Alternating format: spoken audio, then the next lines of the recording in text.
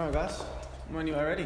Well, Paul, I guess a disappointing result on Saturday. Did you think, given it was so late in the game, you'd done enough to hang on for at least a point? Yeah, usually that's the case when any goalkeeper plays well, I think. But I guess it leaves a bad taste in the mouth. We couldn't at least get a draw. I mean, especially away from home in Perth. We know how tough it is there to get a result. So it leaves a bad taste in the mouth. Where do you think you fell short? I mean, obviously in previous games you guys have conceded a goal in the sort of first 15 minutes of all the games. You managed to avoid that, but what areas do you think you guys sort of fell short and ultimately sort of came away with nothing? Well, obviously to win games you need to score goals, and we didn't. But at the end of the day, it's a full team performance, and we can't put the blame on anyone. We all lose together and we all win together, and I think it just comes down to the preparation we put in for this week. If we do it well, then we can get a good result against Newcastle. Finishing is obviously been important the last couple of weeks. Is that something, I know it's only Tuesday, but you imagine there'll be a lot of work on finishing in training this week? I'm sure we'll take this week as we normally do. Obviously there might be a bit more emphasis on that aspect, but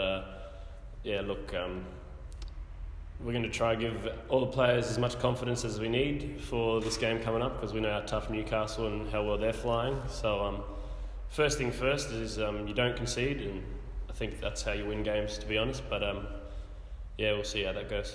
It was personally a fantastic game for you, despite the result. How are you finding your own form and seem to be in a pretty good rhythm this year so far?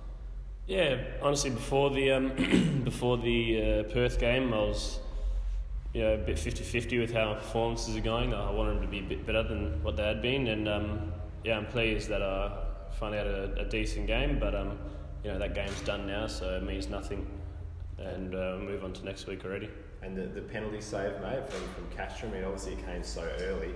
Is that something a lot of keepers work on, penalty saves, and look at different penalty takers, what way they might put it with their goalkeeper coach? Is that something you guys work on? Yeah, I mean, in general, when you watch just at home watching the A-League and you see penalties, you always take note and try and remember as best as you can what way people go. And fortunately for me, that night I got it right. I don't think Diego had ever missed one. Were you confident when he stepped up where he was going to go? I don't know. You kind of always got to have a little bit of belief that you're going to do something whenever whoever's taking a penalty. So, for me, obviously you need a bit of luck as well, and fortunately for me, I got that. Have you noticed a difference in your role in the last few weeks with the younger centre-back pairing? Do you have to do more organising and talking? No, not really. I try to do the same role week in, week out for myself. Organisation is something Big Marco's big on, and whether it's a senior player or a young boy, I tend to try to do the same job with both of them. Are you starting to notice the large amount of injuries they've been building for a while, and the squad's been coping really well? Is it sort of starting to become more apparent how stressed the squad is at the moment? Yeah, it's obvious we're not blessed with the deepest squad, but I think hopefully if we can get a few boys back, it'll make a massive difference, and we'll see what that is this week. You obviously had a really strong start to the season, unbeaten the first 3 games and progressed to the FFA Cup final.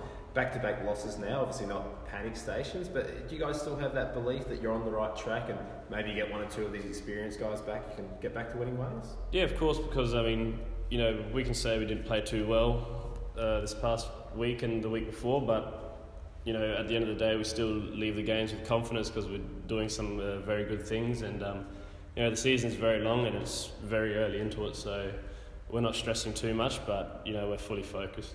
As you said before, the Jets are absolutely on fire at the moment, unbeaten. Roy O'Donovan as a striker, I guess you're going to be coming up against him. He's in top form. Do you guys sort of work on that this week and maybe come up with a plan to sort of counteract their attacking power? Yeah, we'll analyse obviously their big guns. Their front 3 is very dangerous, front 4 kind of you can say, and look, we'll study them, and I'm sure they'll study us, and at the end of the day I think it's whoever doesn't concede really first is going to be the winner of this game. Have you been surprised with how Newcastle have started their season? A little bit, but at the end of the day I knew they were going to be a strong side due to how well they recruited.